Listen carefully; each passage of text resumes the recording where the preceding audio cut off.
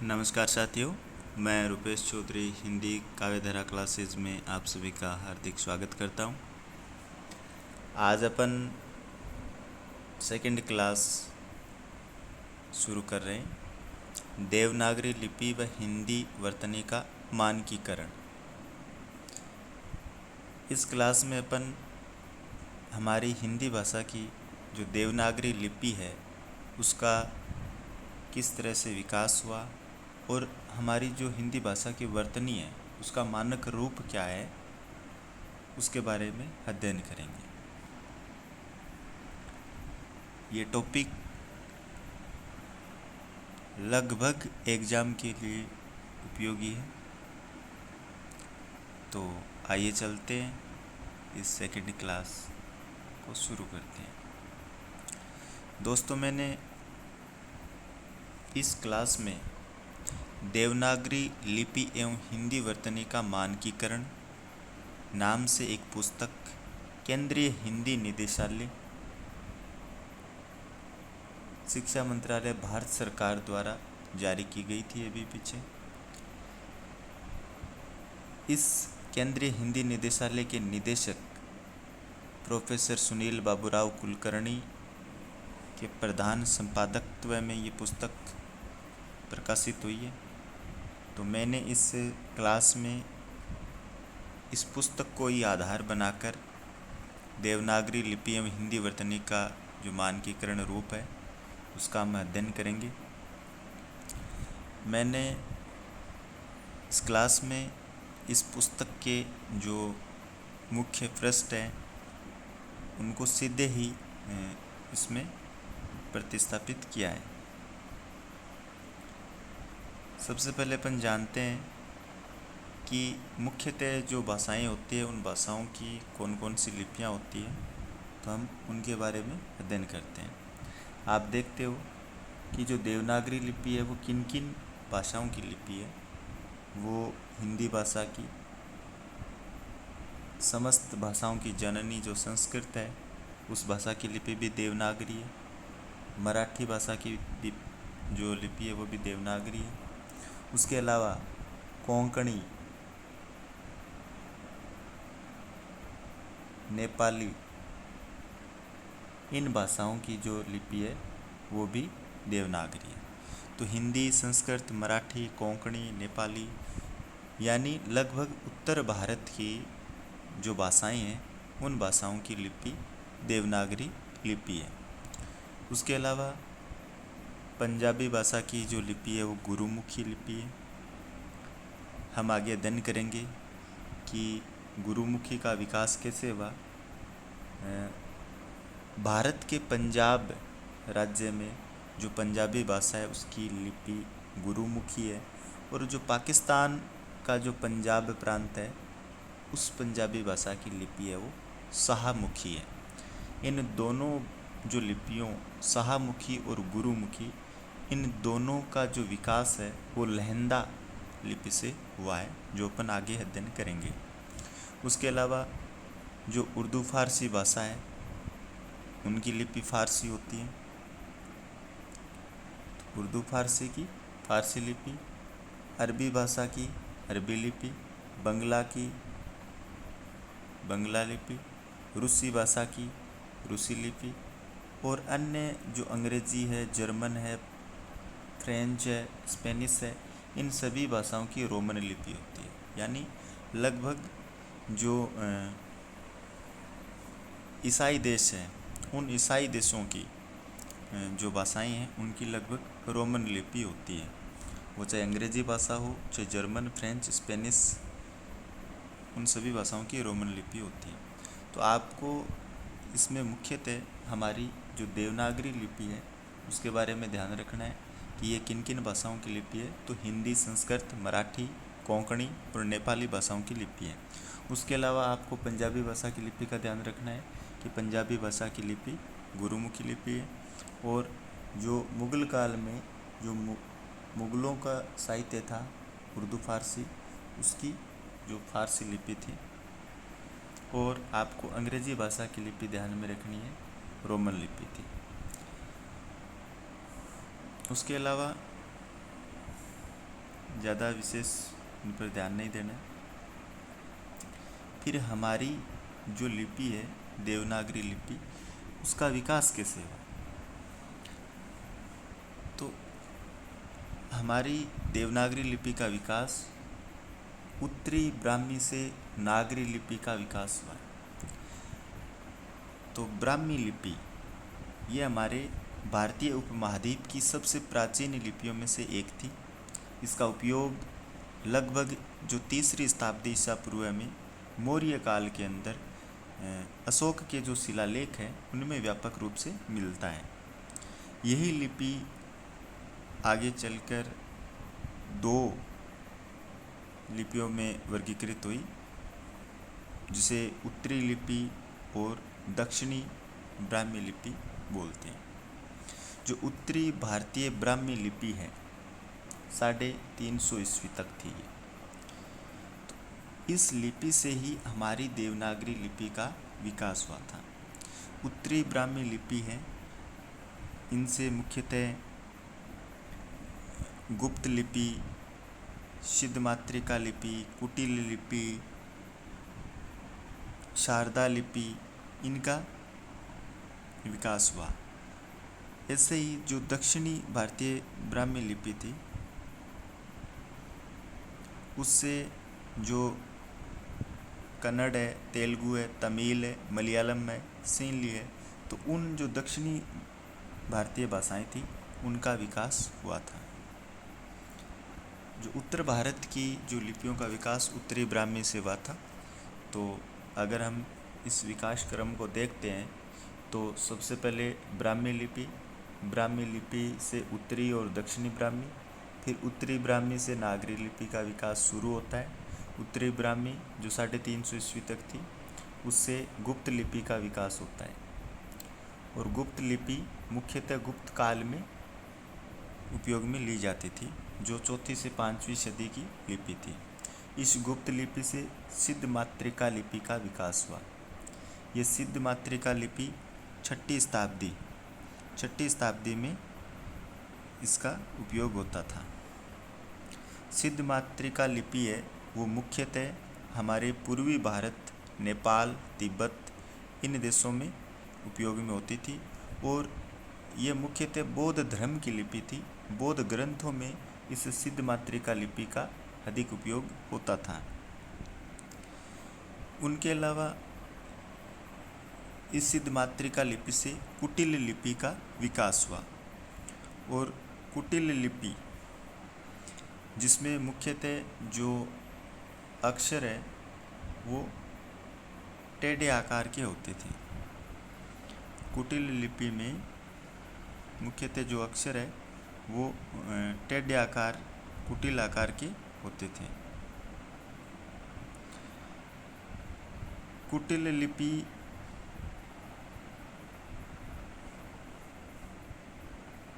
है, इस कुटिल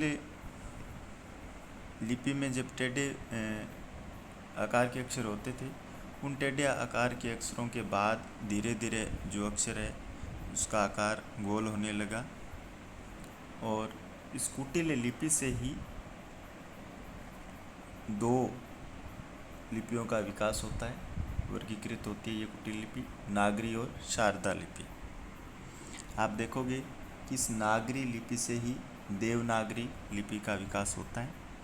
जब इस नागरी लिपि में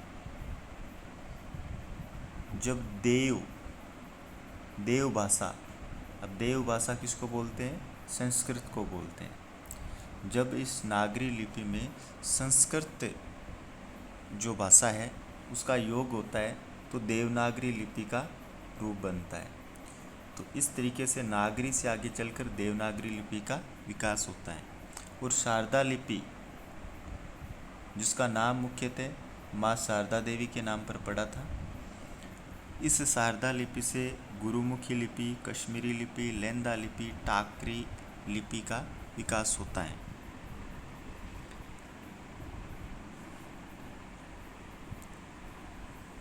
ये जो गुरुमुखी लिपि है, ये मैं आपको अभी बताया था कि ये पंजाबी भाषा की लिपि है।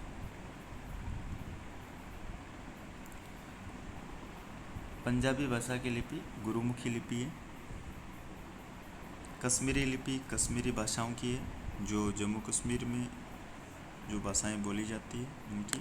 लेंदा लिपि ये जो पाकिस्तान का जो पंजाब प्रांत है वहाँ पर पंजाबी भाषा के लिए काम में ली जाती है। इस लिपि को लंडा लिपि भी बोलते हैं, जो पाकिस्तान के पंजाब और सिंध क्षेत्र में बोली जाती है। हालांकि लेंदा कोई लिपि नहीं है बल्कि भाषाओं का एक समूह है, जिसे पश्चिमी पंजाबी भी कहा जाता है या लहंदी भी कहा जाता है या लहंदा या लंडा लिपि कहा जाता है। इसी लहंदा लिपि से आगे चलकर दो लिपियों का विकास हुआ। एक शाहमुखी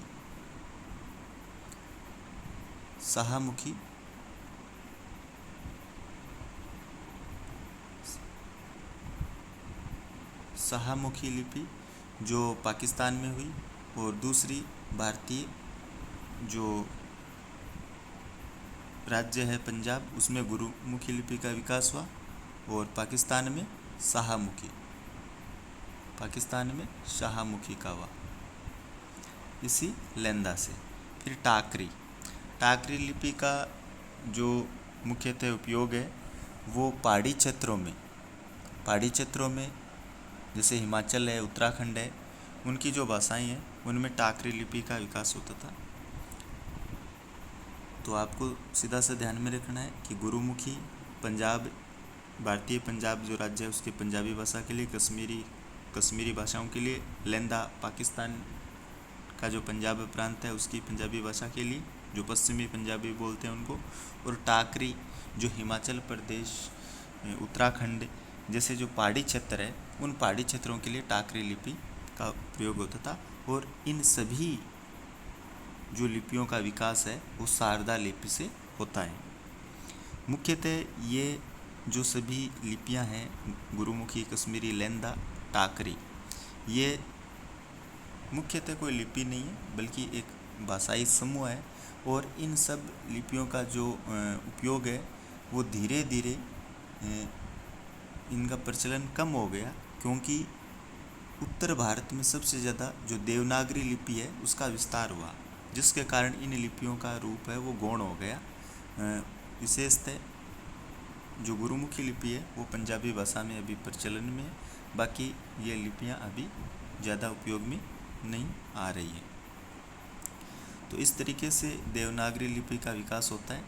तो ये क्वेश्चन कई बार आ चुका है कि देवनागरी लिपि का जो पूर्व रूप है या किस लिपि से विकास हुआ है, तो उसमें कई बार कुटिल लिपि ऑप्शन में आता है, कई बार सिद्ध मात्रिका आता है। इसके विकास क्रम पूछा जाता है, तो यानी किस विकास क्रम से देवनागरी लिपि का विकास होता है। तो उत्तरी ब्राह्मी, गुप्त लिपि, सिद्ध मात्रिका, कुटिल, नागरी और फिर देवनागरी। और देवनागरी हिंदी, संस्कृत, मराठी, नेपाली, कोंकणी इन भाषाओं में उपयोग में ली जाती है। अब हम बात कर रहे थे लिपि और भाषा, तो इन दोनों में अंतर क्या है भाषा और लिपि में। भाषा लैंग्वेज, लिपि स्क्रिप्ट। देखो, प्रत्येक भाषा की अपनी ध्वनियाँ होती हैं। कोई भी भाषा हो उसकी अपनी अलग ध्वनि होती है, अपने अलग वर्ण होते हैं, अपने अलग लिपि चिन्ह होते हैं। सामान्यतः एक लिपि किसी भी भाषा में लिखी जा सकती है। कोई भी लिपि होती है वो सामान्यतः किसी भी भाषा में लिखी जा सकती है। भाषा सूक्ष्म होती है और लिपि स्थूल होती है। भाषा सूक्ष्म होती है। भाषा सूक्ष्म कैसे होती है कि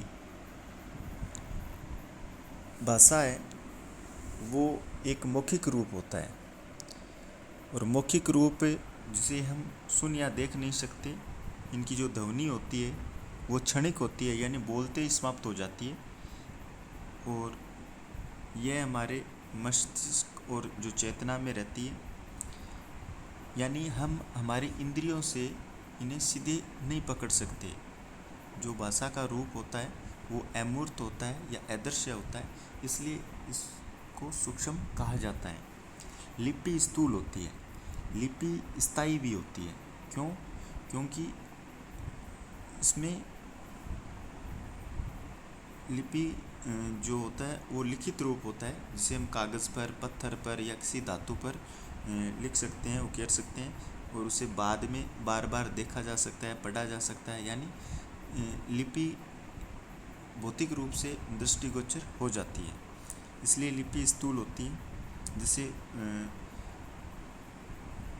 आप कल्पना करो कि आपने जैसे राम शब्द कहा, तो राम शब्द बोलते ही हम कान से सुनते हैं और आपकी बोली खत्म होते ही वह ध्वनि भी लुप्त हो जाती है। तो ये भाषा का सूक्ष्म रूप होता है, जो मौखिक रूप होता है। अगर इसी राम शब्द को हम किसी कागज़ पर लिख दें तो ये स्थायी हो जाएगा, कोई भी पढ़ सकेगा, कभी भी पढ़ सकेगा, और ये दृष्टिगोचर हो जाएगा कि क्या लिखा हुआ है। यानी जो भाषा में ध्वनि रूप था, जो मौखिक रूप था, जिसको हम देख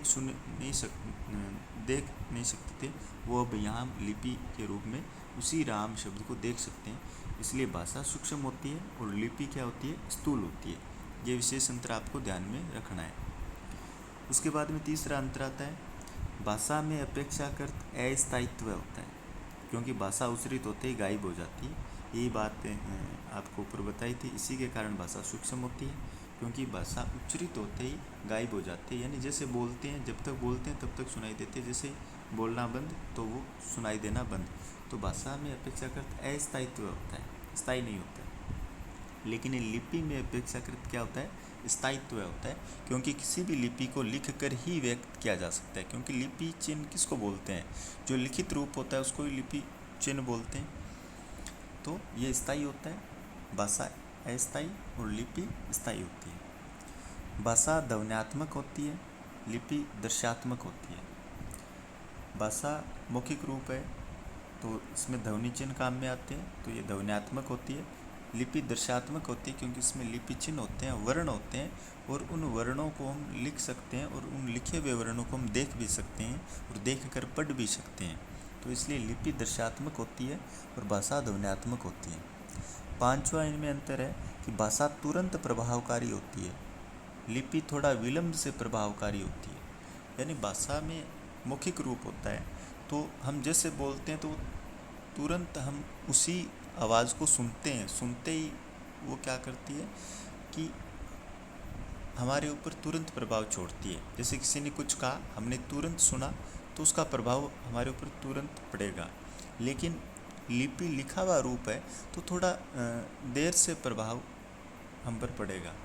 जैसे हमने कोई बात है, जैसे कोई भी आदेश होते हैं, लिखित आदेश होते हैं, तो उसका जो प्रभाव है वो तुरंत नहीं पड़ता है। एक तो आपको बोलकर कुछ काम को कहे, एक लिख कर कुछ आदेश आता है, तो पहली बात तो आपके पास पहुंचने में ही टाइम लगेगा। अगर पहुंच जाता है तो फिर आप उसका रिप्लाई भी वापस लिखित में दोगे। तो इस हिसाब से जो लिपि है वो थोड़ा विलंब से प्रभावकारी होती है और भाषा तुरंत प्रभावकारी होती है। ये बात आपको ध्यान में रखनी है। फिर भाषा ध्वनि संकेतों की व्यवस्था है, क्योंकि ये मौखिक रूप है, ध्वन्यात्मक रूप है, तो ये ध्वनि संकेतों की व्यवस्था होती है। लेकिन लिपि में वर्ण संकेतों की व्यवस्था होती है। क्यों? क्योंकि जो वर्ण किसको बोलते हैं, जो लिपि चिन्ह होते हैं उसको ही वर्ण बोलते हैं, तो वर्ण संकेतों की व्यवस्था लिपि है। और ध्वनि जो मौखिक रूप है, उसको उच्चरित रूप है, उसको ध्वनि बोलते हैं। ये कल वाली क्लास में भी आपको बताई थी। तो ध्वनि संकेतों की व्यवस्था है वो भाषा है, और वर्ण संकेतों की व्यवस्था है वो लिपि है। भाषा ही संगीत का माध्यम है। कोई भी संगीत है तो उसका माध्यम भाषा ही है, क्योंकि भाषा में ही लयात्मकता, संगीतात्मकता होती है, लिपि में नहीं होती। भाई आप किसी भी गीत को लिख सकते हो, या लिखे हुए गीत में वो संगीतात्मकता नहीं होती है, वो लय नहीं होता है, वो राग नहीं होती है, जो भाषा में होती है, जो उसके मौखिक रूप में होती है। यानी आप कोई भी गीत है, एक तो लिखा हुआ है और एक आप सुन रहे हैं, तो सबसे ज़्यादा जो संगीत का आनंद है वो सुनने में आएगा, नहीं कि लिखे हुए में। तो इसलिए भाषा ही संगीत का माध्यम है, लिपि नहीं है।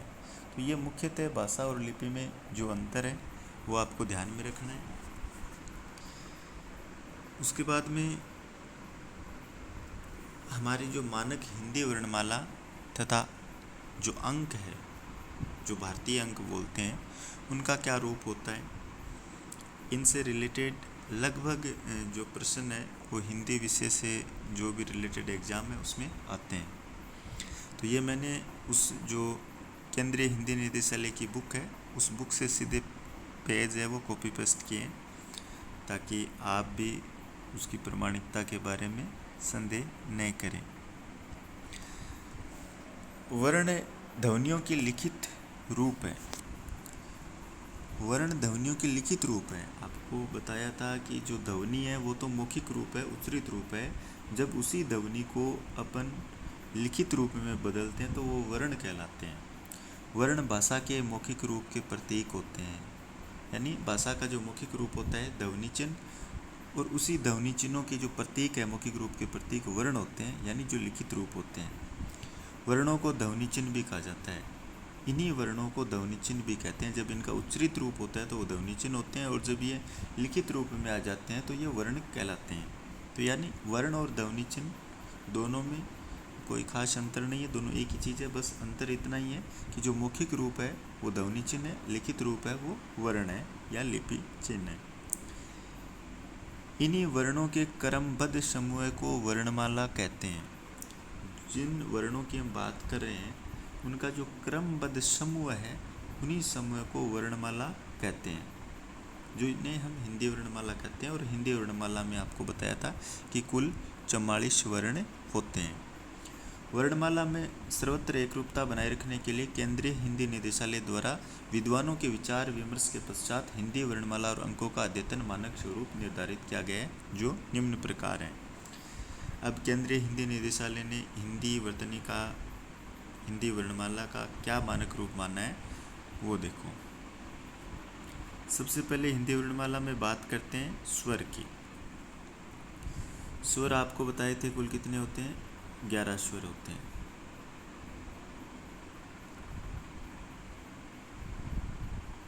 कुल कितने स्वर होते हैं, 11 स्वर होते हैं। उसमें ए, आ, ई, उ, री, ए, ऐ, ओ, औ, ये सारे 11 स्वर हैं। इनके अलावा अंग और ए, अनुस्वार और विसर्ग, जिनको हमने क्या माना था, अयोगवा, अयोग वहा, यानी इनका स्वतंत्र उच्चारण होता है, ये किसी के योग या संयुक्तता में नहीं आते हैं। तो कुल स्वर कितने होते हैं, 11 होते हैं, जो ऊपर ये दे रखे हैं। फिर अंग और ए, ये स्वरों में काउंट नहीं होते हैं, ये अलग होते हैं। अयोगवा, जिसमें अंग को अनुस्वार बोलते हैं और ए को विसर्ग बोलते हैं। संस्कृत के लिए प्रयुक्त जो देवनागरी है उसमें री और लरी भी सम्मिलित है। ये री जिन्हें हम छोटा री बोलते हैं, ये बड़ा री है, ठीक है ना। तो छोटा री तो क्या होता है, हिंदी वर्णमाला में स्वरों में काउंट होता है, लेकिन जो बड़ा री होता है वो हिंदी वर्णमाला में काउंट नहीं होता है। वो संस्कृत जो भाषा है उसमें होता है री और लरी दोनों, किंतु हिंदी में इनका प्रयोग न होने के कारण हिंदी के मानक वर्णमाला में इनको स्थान नहीं दिया गया है। ये बात आपको ध्यान में रखनी है। उसके बाद में बात करते हैं व्यंजन की।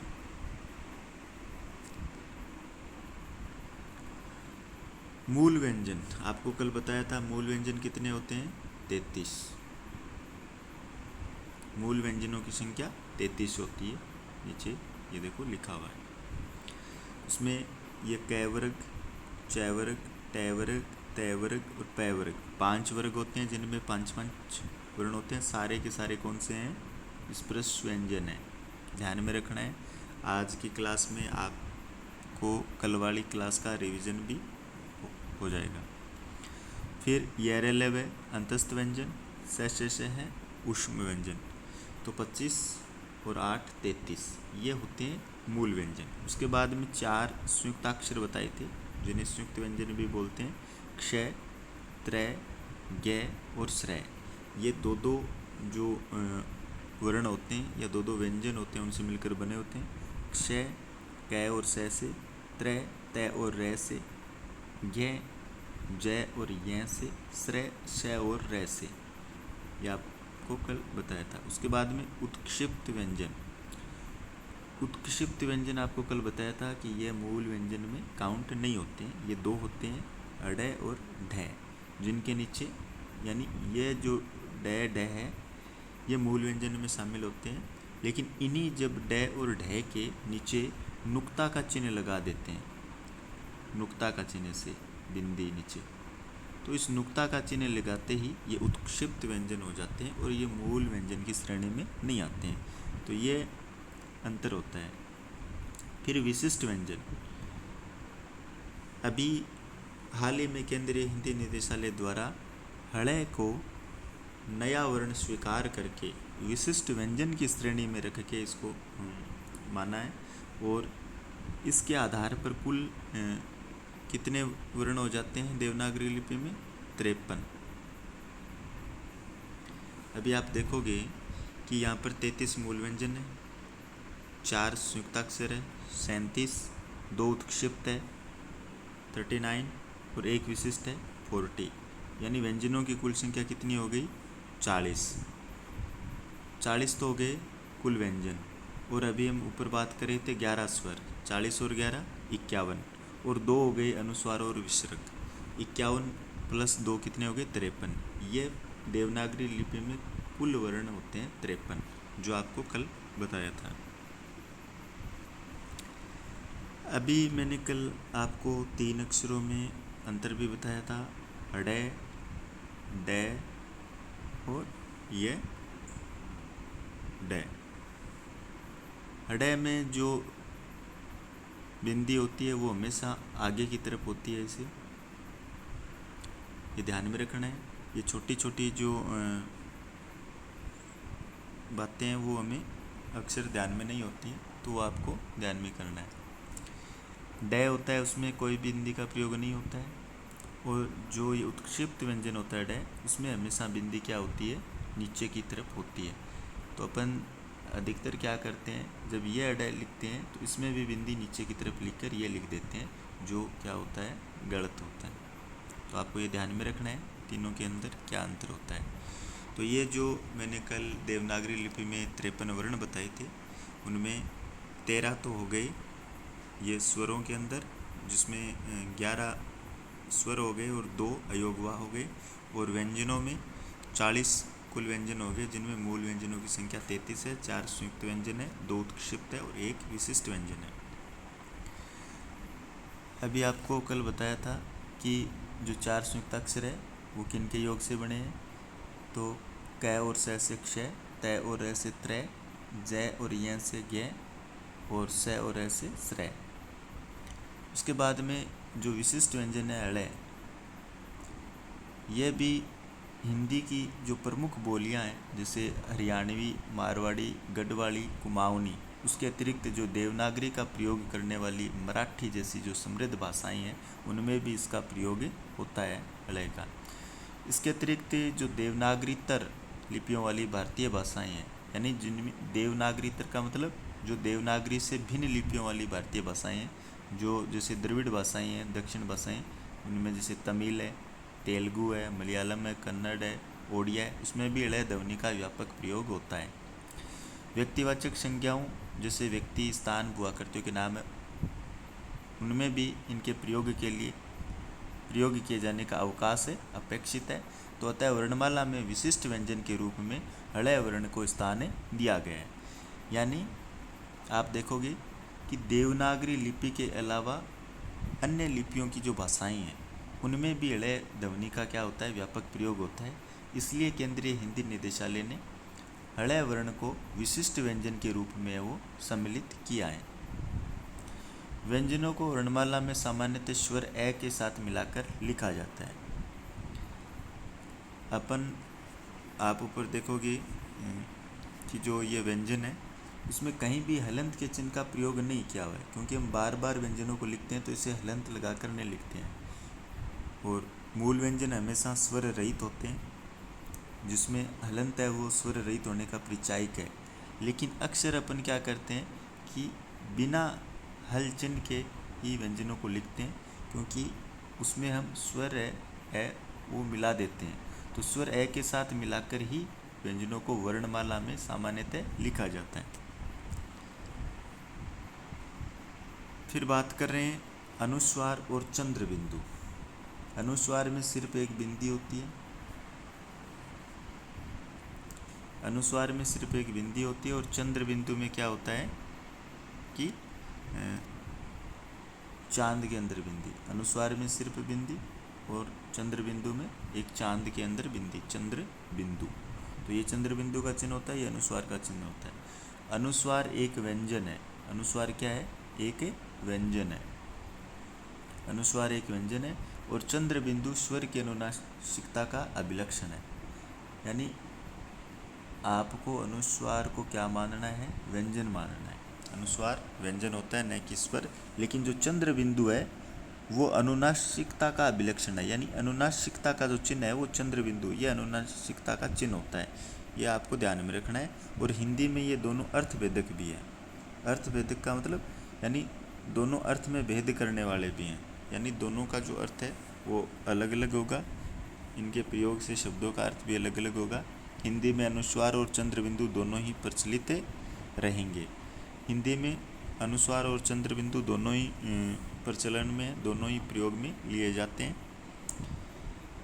उसके बाद आगत चिन्ह।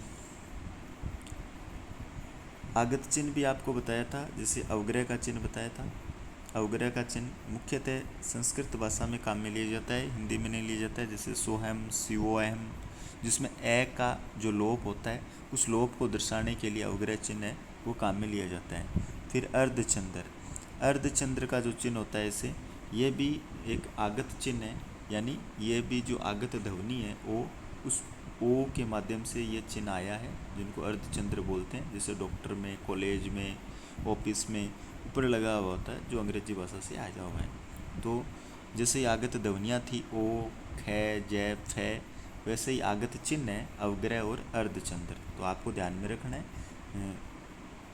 परीक्षा में आगत शब्द, आगत ध्वनि, आगत चिन्ह, इन तीनों में से कोई भी पूछ सकता है। तो अगर आगत ध्वनि की बात हो तो उसमें ओ, ख, जय, फे जो उर्दू भाषा की जो अरबी फारसी शब्द है उनसे, और ओ अंग्रेजी भाषा से है। वैसे आगत चिन्ह है वो अवग्रह और अर्धचंद्र। अवग्रह चिन्ह है वो संस्कृत भाषा से है और अर्धचंद्र ओ है, ये अंग्रेजी भाषा से है। आगत शब्द है जो इन्हीं जो ध्वनि चिन्हों या के माध्यम से जो शब्द बनेगा वो आगत शब्द बन जाएगा। तो विसर्ग का चिन्ह आपको बता ही दिया। इसका जो जैसे ये प्रातः में लिखा हुआ है, हल चिन्ह जैसे उद्भव में लिखा हुआ है, इनके बारे में विस्तार से अपन आगे अध्ययन करेंगे।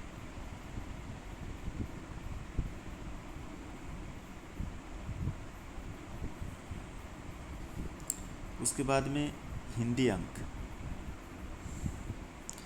संविधान के अनुच्छेद 343(1) के अनुसार संघ के राजकीय प्रयोजनों के लिए प्रयुक्त होने वाले अंकों का रूप भारतीय अंकों का अंतर्राष्ट्रीय रूप होगा। यानी संविधान हिंदी को राजभाषा स्वीकार किया है। भारतीय संविधान ने हिंदी को राजभाषा स्वीकार किया है संविधान के अनुच्छेद 343(1) के अनुसार। और उसी अनुच्छेद के अनुसार जो संघ है यानी हमारा जो भारत देश है उसके जो राजकीय प्रयोजन है, जो सरकारी कामकाज है, उनके लिए जो प्रयुक्त होने वाले अंक है, उन अंकों का रूप लिपि है वो देवनागरी होगी, भाषा है वो हिंदी होगी, लेकिन अंकों का रूप है वो अंतर्राष्ट्रीय रूप होगा, न कि भारतीय रूप या देवनागरी अंक। यानी जो संविधान में उल्लेख है अंकों का वो ये है अंतर्राष्ट्रीय रूप, न कि ये देवनागरी वाला। लेकिन हमारे संविधान में जो लिपि है वो लिपि देवनागरी लिपि स्वीकार की गई है, भाषा हिंदी स्वीकार की गई है राजभाषा के रूप में, लेकिन अंक है वो अंतर्राष्ट्रीय रूप है वो स्वीकार किए गए, न कि देवनागरी अंक। यह आपको ध्यान में रखना है। आगे अपन जो हिंदी भाषा की जो संवैधानिक स्थिति है उस क्लास में इस टॉपिक को और क्लियर करेंगे। परंतु राष्ट्रपति संघ के किसी भी राजकीय प्रयोजन के लिए भारतीय अंकों के अंतर्राष्ट्रीय रूप के साथ साथ देवनागरी रूप का प्रयोग प्राधिकृत कर सकते हैं। लेकिन राष्ट्रपति जो हमारे राष्ट्र का प्रमुख होते हैं वो जो संघ की कोई भी जो राजकीय प्रयोजन है उसके लिए जो अंतर्राष्ट्रीय रूप है अंकों का, उसके साथ साथ जो देवनागरी का ये रूप है इसको भी अधिकृत कर सकते हैं। जैसे हमारे संघ की राजभाषा हिंदी है, लेकिन राजभाषा के साथ साथ अंग्रेजी की भी छूट दी गई, और उस अंग्रेजी के साथ साथ जो हमारी प्रत्येक राज्य की कोई अगर मान लो अपनी खुद की भाषा हो, तो उस मातृभाषा को भी स्वीकार करने की अनुमति राष्ट्रपति महोदय द्वारा दी गई। तो संविधान के अकॉर्डिंग भारतीय अंकों का अंतर्राष्ट्रीय रूप होगा, लेकिन राष्ट्रपति है वो अधिकृत कर सकते हैं देवनागरी अंकों को। ये बात आपको ध्यान में रखनी। भारतीय अंकों का अंतर्राष्ट्रीय रूप ये जो होता है, हमारे गणित के अंक होते हैं वही होते हैं अंतर्राष्ट्रीय रूप में, लेकिन देवनागरी अंक में जो भारतीय अंक होते हैं वो होते हैं जैसे 1, 2, 3, 4, 5, 6, 7, 8, 9 और 0। तो 0 में कोई खास अंतर नहीं है। बाकी आप ये देख लेना कि किस अंक को किस तरह से लिखा जाता है। ये कोई परीक्षा उपयोगी दृष्टि से इतनी महत्वपूर्ण बात नहीं है। फिर बात कर रहे हैं हिंदी वर्तनी का मानकीकरण।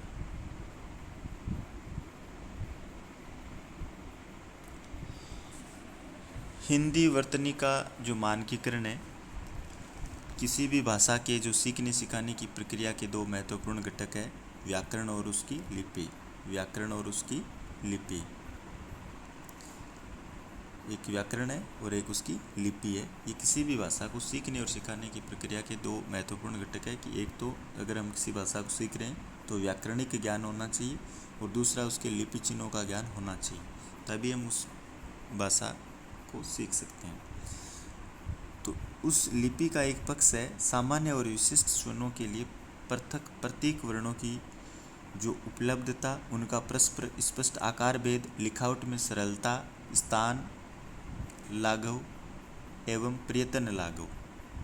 यानी लिपि के दो पक्ष होते हैं। पहला तो है कि जो सामान्य और विशिष्ट स्वर्ण होते हैं उनके जो पृथक प्रतीक वर्णों की, यानी प्रत्येक ध्वनि के लिए अलग अलग जो लिपि चिन्ह है या प्रतीक वर्ण है उनकी उपलब्धता होनी चाहिए उस भाषा के अंदर। परस्पर जो स्पष्ट आकार भेद है, यानी प्रत्येक लिपि चिन्ह के अंदर जो लिपि के चिन्ह है उनके अंदर जो आकृति है उनकी उनमें भेद होना चाहिए। लिखावट में सरलता होनी चाहिए। स्थान लाघव, यानी वो अक्षर है जो वर्ण है वो कम स्थान घेरे। प्रयत्न लाघव, यानी उसको लिखने में ज़्यादा प्रयत्न नहीं करना पड़े, सरल हो। दूसरा पक्ष होता है वर्तनी।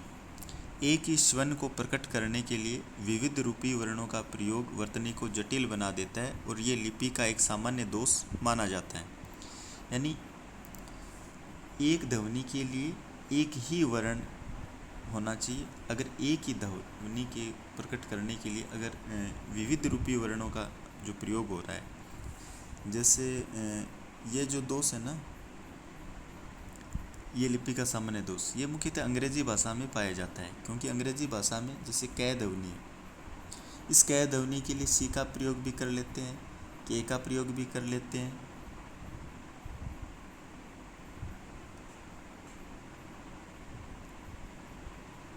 यानी कै ध्वनि के लिए सी का प्रयोग, के का प्रयोग, क्यू का प्रयोग, इन सभी का अपन प्रयोग कर लेते हैं। यानी एक ही श्रवण, श्रवण किसको बोलते हैं? ध्वनि को बोलते हैं। श्रवण बोलते हैं ध्वनि को।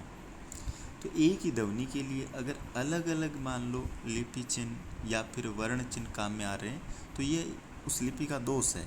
जो अंग्रेजी भाषा की रोमन लिपि है उसमें ये दोष पाया जाता है, लेकिन हमारी देवनागरी लिपि में ये दोष नहीं होता है, क्योंकि देवनागरी लिपि में प्रत्येक जो ध्वनि के लिए अलग वर्ण चिन्ह का इस्तेमाल किया जाता है। यद्यपि देवनागरी लिपि में ये दोष बहुत कम है, फिर भी उसकी अपनी कुछ विशिष्ट कठिनाइयाँ भी हैं। इन सभी कठिनाइयों को दूर करने के उद्देश्य से केंद्रीय हिंदी निदेशालय ने वर्तनी के मानकीकरण के कुछ नियम बनाए हैं, जो इस प्रकार है। यानी केंद्रीय हिंदी निदेशालय द्वारा मानक हिंदी के लिए कुछ नियम बनाए, उन नियमों के अकॉर्डिंग ही हिंदी का जो मानक रूप है वो स्वीकार होता है। जैसे संयुक्त वर्ण है, तो संयुक्त वर्ण कैसे बनाए जाएंगे? जैसे खड़ी पाई वाले व्यंजन है, खड़ी पाई वाले व्यंजन जैसे ख लिखते हैं तो इसमें खड़ी पाई, गै में खड़ी पाई, गै में खड़ी पाई। खड़ी पाई का मतलब ऐसे वर्ण जिसमें एक खड़ी लाइन खींची जाती है। तो खड़ी पाई वाले व्यंजनों के संयुक्त रूप परंपरागत तरीके से खड़ी पाई को हटाकर ही बनाए जाते हैं। जैसे ख में से ख्याति बनाते हैं, जैसे ये ख था तो उसकी जो खड़ी पाई है उसको हटा दो, ये तो ये क्या हो जाएगा, आधा ख हो जाएगा। फिर उसमें अपन कोई भी अक्षर जोड़ते हैं, जैसे ख्याति है तो ख्याति, तो इसमें ये ख और ये संयुक्त वर्ण हो गया। संयुक्त वर्ण बनाने के लिए जो पहला जो वर्ण है उसको आधा करना होता है। तो जो भी मान लो कि खड़ी पाई वाले व्यंजन है उसमें जो खड़ी पाई है उसको हटाकर आधा बनाएंगे और उसमें आगे का वर्ण जोड़ देंगे तो संयुक्त वर्ण हो जाएगा या संयुक्ताक्षर हो जाएगा। जैसे आप देखो व्यास, तो वह में खड़ी पाई को हटा दिया। श्लोक, श्लोक में भी हटा दिया। ध्वनि, न्यास, प्यास, त्र्यंबक, स्वीकृति, लगन, विघन, कच्चा, छजा, पत्थर, डिबा, ये बहुत सारे उदाहरण हैं जिन्हें आप देख लेना। जैसे तय को तय के साथ अथवा दो अर्ध तय को किसी अन्य वर्ण के साथ संयुक्त करने पर परंपरागत रीति का ही अनुसरण किया जाए।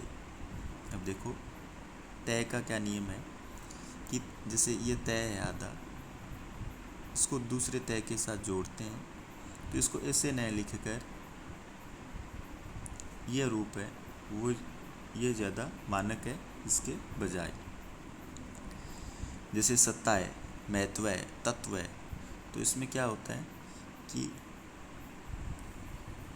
अब इस तय को मान लो संयुक्ताक्षर में बदलना है तो ये खड़ी पाई हटाएंगे, खड़ी पाई हटाएंगे तो ये तय बचेगा। और इसमें फिर आगे कोई दूसरा मान लो जैसे सत्ता है तो सत्ता में ये ता जोड़ते हैं तो ये मानक रूप नहीं होता है। मानक रूप तय के लिए स्पेशल है कि अगर आप तय से संयुक्ताक्षर बना रहे हैं तो इसमें ऐसी लाइन तय के ऊपर खींचनी है, तो ये इसका हिंदी में तय का जो संयुक्ताक्षर का मानक रूप होगा। अन्य व्यंजनों में जैसे कै, फै के हुक के आधे भाग को हटाकर संयुक्ताक्षर बनाए जाएं। अब जैसे ये गोलाई लिए हुए होते हैं, कै और फै एक जैसी आकृति होती है इनकी, तो इनके लिए आधे भाग को हटा देना है। जैसे ये कै तो इसका आधा भाग इतना हटा देना है, तो इतना हटाते ही क्या बन जाएगा, ये बन जाएगा। तो ये अब जैसे आगे दूसरा कै जोड़ देते हैं, पक्का। तो अब इसमें क्या होगा कि ये संयुक्ताक्षर का रूप हो जाएगा। यानी अलग अलग वर्णों के देवनागरी लिपि में अलग अलग मानक नियम है, वो आपको ध्यान में रखने। तो कै और फै में आधे भाग को हटाकर संयुक्ताक्षर बनाए जाएं, जैसे संयुक्त है, पक्का है, दफ्तर है, तो ये हो जाएंगे, इनको देख लेना। उसके बाद जैसे ड, छ, ट, ठ, ड, है के संयुक्ताक्षर हल चिन्ह लगाकर बनाए जाए।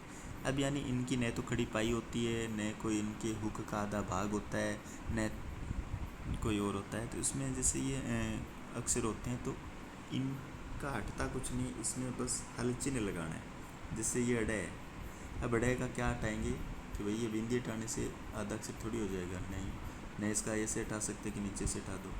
तो इसको आधा करने के लिए हल चिन्ह काम में लेंगे, तो ये आधा हो गया। ऐसे ही टै का, टै में भी यानी जो गोड़ाई लिए हुए हैं, ठे में भी, डे में हो गया, ढे में भी होगा, है में भी होगा, ठीक है ना, छ में भी होगा।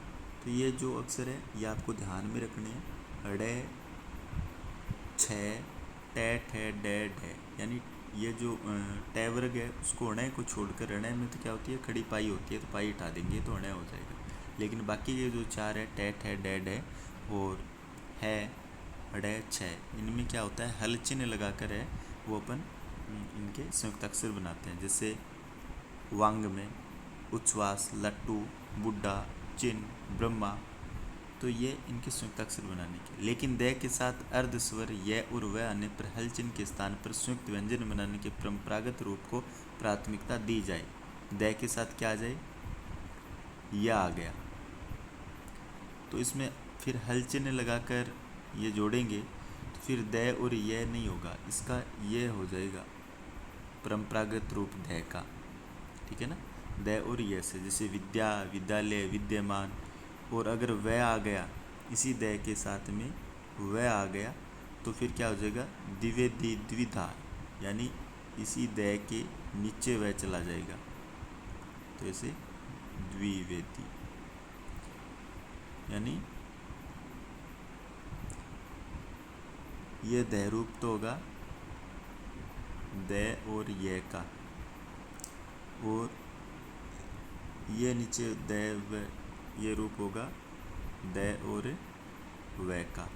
यानी ये और वह जो आपको कल बताए थे, ये संग्रसहीन व्यंजन है, अर्धस्वर भी बोलते हैं इनको, ये और वह को।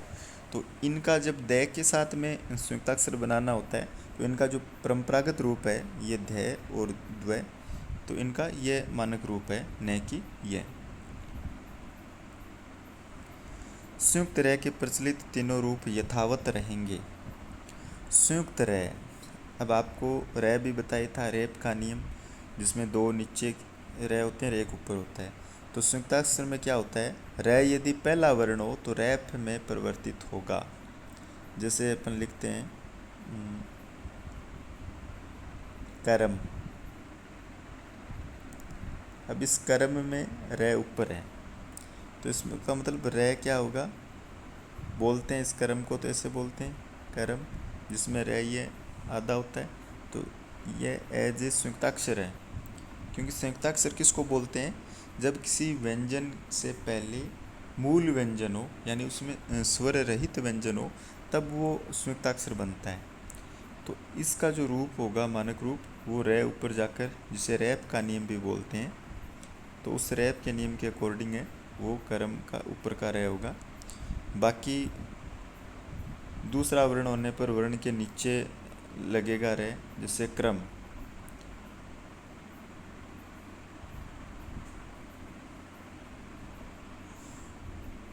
अब देखो, एक तो ये कर्म है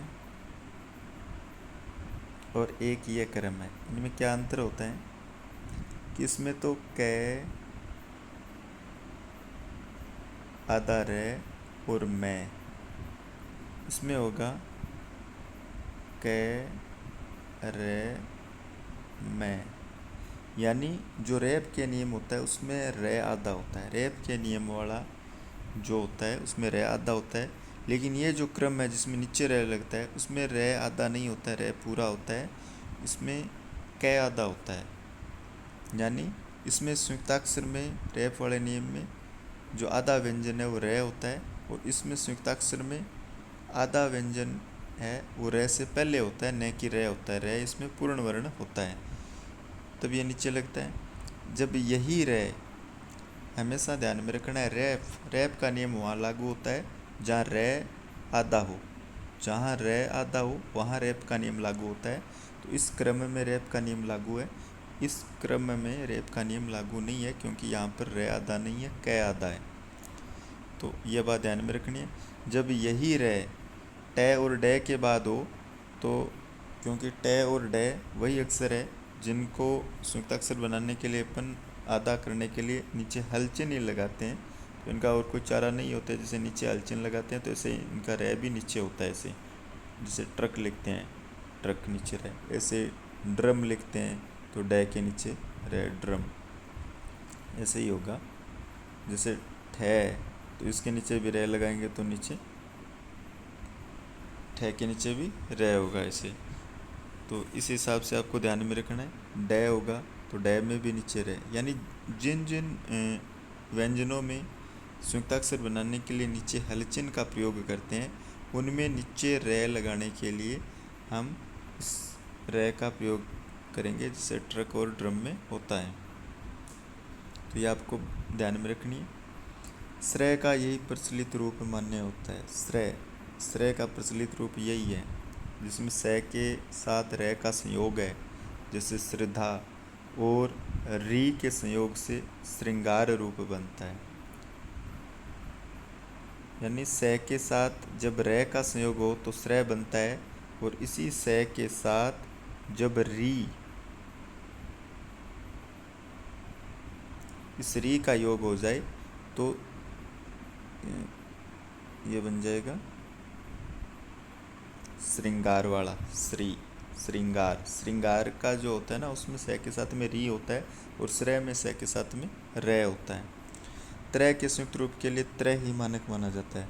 यानी संयुक्ताक्षर में जो संयुक्ताक्षर होते हैं जैसे श्रेय, त्रय, यही मानक रूप होते हैं, ठीक है ना। तो तय और रे के संयुक्त रूप के लिए त्रय ही मानक रूप है। यह नहीं है कि इसको अपन ऐसे जैसे ये ऐसे तय लिख दें त्रय, यानी ये आधा तय करके ऐसे रे लिख दे त्रय हो जाएगा, तो ये नहीं होगा। त्रय का मानक रूप यही त्रय होगा। ऐसे श्रेय का मानक रूप ये नहीं है कि ये आधा स लिख के नीचे ऐसे रे लगा दें तो ये श्रेय संयुक्ताक्षर हो जाएगा। तो इसका मानक रूप ये श्रेय, तो यही होगा संयुक्ताक्षर का। श्रेय और त्रय के अतिरिक्त अन्य व्यंजन और रे के संयुक्ताक्षर के नियमानुसार बनेंगे, जैसे क्रय, प्रय, यानी बाकी के जो है ना संयुक्ताक्षर वो इस आधार पर बनेंगे रे के, यानी जिनमें रे जोड़ा जाता है। तो सीधी सी बात है कि 4 संयुक्ताक्षर होते हैं जिसमें 2, एक तो श्रेय और एक त्रय, ये 2 ही है जो रे के योग से बनते हैं। बाकी क्ष है तो उसमें स के योग से होता है, क और स का योग, और ज्ञ है तो ज और य का योग होता है। तो 2 ही है त्रय और श्रेय जिसमें रे के योग से होता है तय और रे और श और रे। तो बाकी जो व्यंजन बचते हैं उसमें अगर रे का योग करेंगे तो यही रूप होगा, यानी नीचे आएगा रे। हल युक्त वर्ण से बनने वाले संयुक्ताक्षरों में हस्व ई की मात्रा पूर्ण वर्ण के साथ ही मिलाकर लिखी जाए, जैसे कुटिम, चिट्ठियाँ, चिह्नित, बुद्धिमान। यानी जो हल युक्त वर्ण से बनने वाले, वही आपको टे, ठे, डे, ढे और है जो ये बताए थे, उनमें जब ई की मात्रा को मिलानी हो तो ई की मात्रा है वो जो पूर्ण वर्ण है। जैसे कुटिम में देखो तो जो आधा है ना टे, इसको अलग ही छोड़ देना है, अंदर नहीं लेना है मात्रा की, कुटिम। ऐसे ही चिट्ठियाँ, ये इनका मानक रूप होता है चिह्नित, बुद्धिमान। लेकिन अपन क्या करते हैं कि बुद्धिमान लिखना है तो इस द और द को इस ई की मात्रा के अंदर ही ले लेते हैं, यही प्रचलन में है। ऐसे ही मान लो चिट्ठियाँ लिखते हैं तो ची हम यही रूप ले लेते हैं, यानी इस ई की मात्रा के अंदर ही ले लेते हैं, लेकिन ये गलत होता है। मानक रूप देखो क्या होता है कि जो हल युक्त वर्ण से बनने वाले संयुक्ताक्षर है उसमें ई की मात्रा पूर्ण वर्ण के साथ ही मिलाकर लिखी जाए, जो आधा व्यंजन है उसको अलग रखा जाए। तो यह है संयुक्ताक्षर के नियम, जो आप और विस्तार से देख लेना। उसके बाद में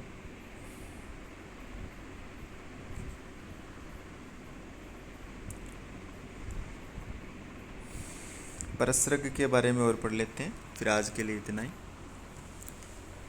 परसर्ग, हिंदी के परसर्ग सभी प्रकार के संज्ञा शब्दों से पृथक लिखे जाएं, जैसे राम ने राम को राम से। परसर्ग किसको बोलते हैं ये बताओ। परसर्ग का विलोम क्या होता है। कोई बता रहा था कि उपसर्ग का विलोम परसर्ग होता है, लेकिन वो गलत है। परसर्ग का कोई विलोम नहीं होता है। परसर्ग जो विभक्ति चिन्ह होते हैं उनके लिए काम में लिया जाने वाला शब्द है। जैसे राम ने, अपन कारक पढ़ते हैं तो कारक चिन्ह होते हैं, विभक्ति चिन्ह होते हैं। तो राम ने राम को राम से, राम के लिए, तो इन विभक्ति चिन्हों को ही परसर्ग बोलते हैं। उपसर्ग का विलोम परसर्ग कभी नहीं होता है। उपसर्ग का विलोम प्रत्यय होता है, क्योंकि उपसर्ग किसी भी धातु शब्द के पहले जुड़ता है और इसका विलोम होता है जो उसी मान लो किसी शब्द धातु के बाद में जुड़ने वाला, तो बाद में प्रत्यय जुड़ता है। तो उपसर्ग और प्रत्यय विलोम है, न कि उपसर्ग का परसर्ग विलोम है। परसर्ग का कोई विलोम नहीं होता है, ये बात आपको विशेष रूप से ध्यान में रखनी है। परसर्ग विभक्ति चिन्हों को बोलते हैं। तो हिंदी के जो परसर्ग का नियम है कि सभी प्रकार के जो संज्ञा शब्द हैं उनसे पृथक लिखे जाएं। जैसे राम ने, तो ये अलग अलग लिखना है, न कि ऐसे जोड़ दो राम ने, नहीं, न कि ऐसे जोड़ दो राम को, साथ में मिलाकर नहीं लिखने, अलग अलग लिखने हैं। सर्वनाम शब्दों के साथ परसर्ग मिलाकर लिखे जाएं। ध्यान में रखना है, संज्ञा शब्दों तो अलग अलग और जब सर्वनाम शब्द की बात हो तो मिलाकर, जैसे तूने, आपने, तुमसे, उसने, उसको। अब देखो उससे, तो ये अलग अलग नहीं लिखना है कि उससे, ये गलत हो जाएगा। क्या लिखना है? उससे, उससे, यानी सर्वनाम शब्दों के साथ प्रसर्ग है वो मिलाकर लिखे जाएं। जैसे तूने, आपने, तुमसे, उसने, उसको, तुझको, मुझसे। तो इनमें आपको प्रसर्ग है वो मिलाकर लिखना है और संज्ञा शब्दों में अलग अलग। सर्वनामों के साथ यदि दो प्रसर्ग हो तो उनमें पहला मिलाकर और दूसरा पृथक लिखा जाए। जैसे दो प्रसर्ग हो, जैसे उसके लिए, इसमें से, तो इसमें पहला तो मिलाकर और दूसरा पृथक लिखा जाए। जैसे उसके लिए, तो उसके के है तो पहला तो इसके साथ मिला दो और दूसरा है वो अलग लिखो, उसके लिए। न कि दोनों तीनों को अलग अलग लिखो या फिर तीनों को कंबाइंड लिखो। तो ये एक मानक रूप होता है प्रसर्ग का कि संज्ञा शब्दों के साथ अलग, सर्वनाम शब्दों के साथ मिलाकर, और जब सर्वनाम के साथ दो प्रसर्ग हो तो पहला तो मिलाकर और दूसरा अलग। सर्वनाम और प्रसर्ग के बीच ही तक आदि निपात हो तो प्रसर्ग को पृथक लिखा जाए। जैसे आप ही के लिए, मुझ तक ही, यानी बीच में कोई निपात आ जाए सर्वनाम और प्रसर्ग के बीच में तो अलग अलग लिखना है, फिर मिलाना नहीं है। अगर ये निपात नहीं हो तो मिलाना है, अगर निपात हो तो नहीं मिलाना है, अलग लिखना है। जैसे अगर मान लो ये ही नहीं होता तो अपन क्या लिखते? आपके लिए, कि आपके मिला देते आपके लिए। लेकिन ये निपात बीच में ही आ गया तो फिर क्या करेंगे?